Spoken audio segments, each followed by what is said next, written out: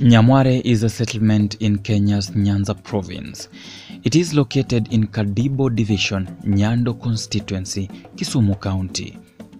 Settlement in this place dates back to 1967. It serves as a beach along one of the tributaries of River Nyando. More than 80 boats stop at Nyamware beach daily, making fishing industry the common primary source of employment for men and women in the surrounding communities. Some of the common fishes found in this place are omena, also known as daga, mbuta, also known as Nile perch, tilapia, which is the ngege, kamongo, also known as mudfish, and mumi, which is the catfish, among other species. Have you heard of the term Jaboya of the villages found along the Lake Victoria?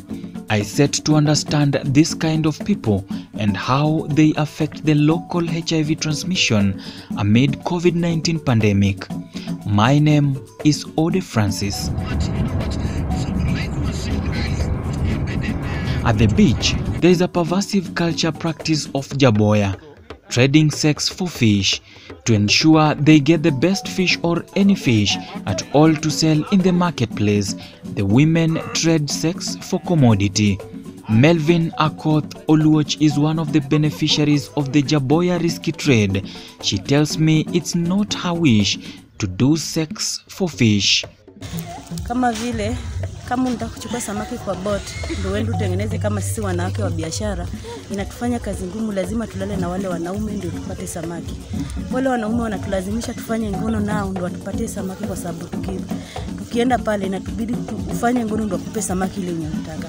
Kama utafanya ngono hata kupea ile samaki unataka, atakupea samaki kidogo zile ndogo ndogo kabisa.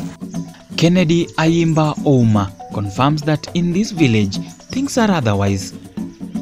Nikitoka barini ile yangu nimebeba atachukua ya nini ya 200 300 hivyo. Sasa ndio nitaenda na nyumbani. Due to lack of information in these rural areas next to the beach, women and men are highly exposed. Labda customers hawapendi samaki ndogo penye unauza. Sasa inatubidi tufanye sex ndio tupate samaki. Wakati nyingine pia inakuwa kazi ngumu sana. Ukienda kufanya na mtu ngono anakataa kufanya kutumia condoms. Sasa inatubidi utafanya ngono na yeye bure. Nimewahi kula lakini hataki pesa. Yeye anataka tu ni mtu wa nini. Anaitwa mtu wa boya. I tested one of these fishermen's knowledge on HIV and the response was wanting. Unajua kuna HIV? Yeah. Watu pataje hapa HIV? HIV unaona hapa iko muumbu, mvua inanyesha, lakini tunasikia kama wanatuambianga ati kama umbu imedunga wewe imedunga mwingine, lakini utapata nini? Lakini utapata nini? Utapata virusi.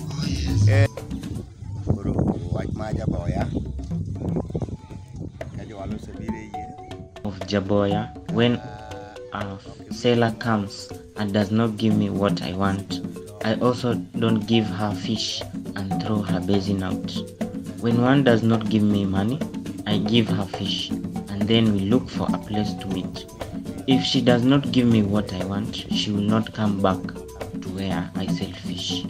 When she agrees, the seller knows how to sort me.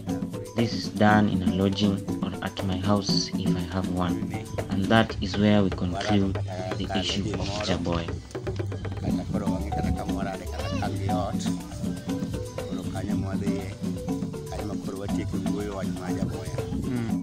National AIDS Control Council has camped in this area to make sure it impacts these fisher folks through preventative information and HIV testing and counseling. Edwin Luanya is the regional head of National AIDS Control Council based in Kisumu. What we are communicating to the local communities is to ensure that we embrace the prevention strategies, to ensure that we encourage them to test, and more so to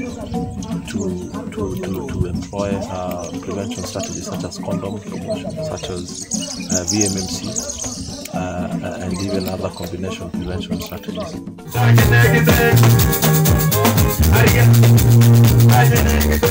By use of entertainment, it has proved to work well for National AIDS Control Council to work to disseminate preventative information. A band is physically present to entertain the villagers and the fisher folks through the Luo popular genre called Ohangla, and in turn, testing and distribution of condoms is achieved. We've targeted the beach, and today we are at the beach, and we'll be here for the next 5 days to basically tackle the problem that is experienced at the beach when it comes to service provision or access to service, and the problem of HIV within the beaches within Nyanza counties. Saizi kwa mimi ningependa hata kama mtu anaweza nipea boti yangu, angalau nipate boti yangu, sasa pia mimi natoa samaki pale nikipea na watu wengine. Nipate pesa yangu. Sex for Fish advocates in this village has established a cooperative on Nyamware beach that brought enterprising women together to purchase their own boats and gain their own economic foothold in the local economy. Agnes Ouma is chair of one of the groups. She explains how it has reduced overdependence on the Jaboya for free fish. I am a member of No Sex for Fish. There is a man named Dominic who came to educate us on ways to prevent promiscuity. His teachings were to help us safeguard our children's welfare. There were some cases where widows along the beach would sell their bodies in exchange for fish. This was referred to as Jaboya. Boats have been built for women to own and manage, women in an ownership role, a voice in the community, and earning income dramatically altered the perception of women in the community, hence decreasing the spread of HIV, given the reduction in transactional sex. There were some cases where widows along the beach would sell their bodies in exchange for fish. This was referred to as Jaboya. Jaboya is a person who does the fishing and bring them to sellers in exchange for something small. We gave him what he wanted because we did not have another means of helping ourselves. When Dominic came, he gave us fish. When Dominic came, he gave us fishing boats in order to reduce cases of Jaboya. As the world continues to grapple with COVID-19 pandemic, HIV prioritization has been slowed down, and women in this area are a worried lot.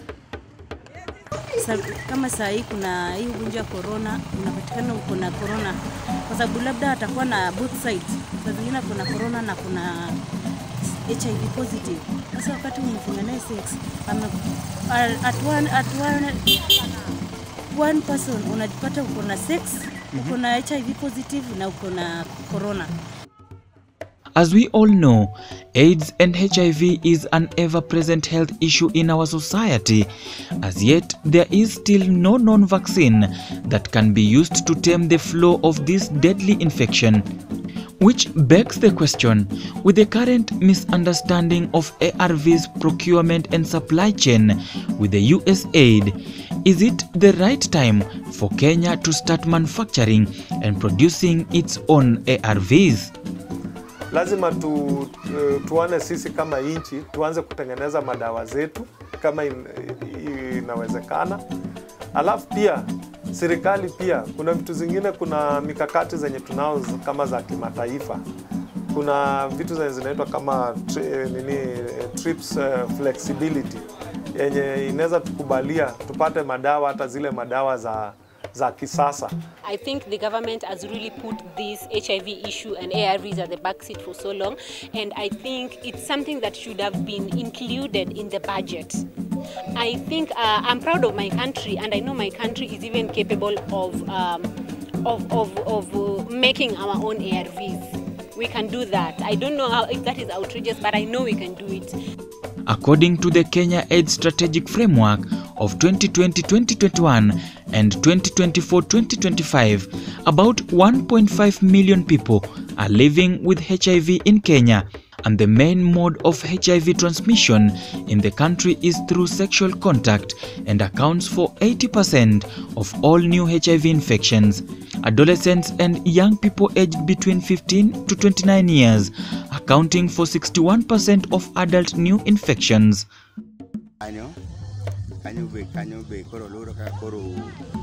Some of the effects are: this depends on how you protect. This depends on how you look after yourself. You can have unprotected sex, but that is where you get diseases. Some people in Boya don't like using protection and they insist on not using it. They prefer doing it raw. Today, we have been taught on how to protect ourselves. We will use condoms, and if not available, we avoid sleeping with multiple partners. Having one faithful partner is a better way to protect ourselves. Though Kenya has generally registered significant progress in the HIV response, the 2018 Kenya AIDS Response Progress Report shows that the country demonstrated the return on investment in the HIV response in terms of reduced new infections, HIV-related commodities, and deaths over the last 5 years, with approximately 50% reduction of new infections among adults. What we are communicating to the local communities is to ensure that we embrace the prevention strategies, to ensure that we encourage them to test, and more so to employ prevention strategies such as condom promotion, such as VMMC, and even other combination prevention strategies. Also, the country reduced mother-to-child transmission of HIV from 14% to 11% among HIV-positive pregnant women. This day is commemorated to honor and appreciate the thousands of health professionals, volunteers, community members, supporters, and scientists who are working together to develop an AIDS vaccine that is both safe and effective. On May 18, 1998, the first World AIDS Vaccine Day was observed.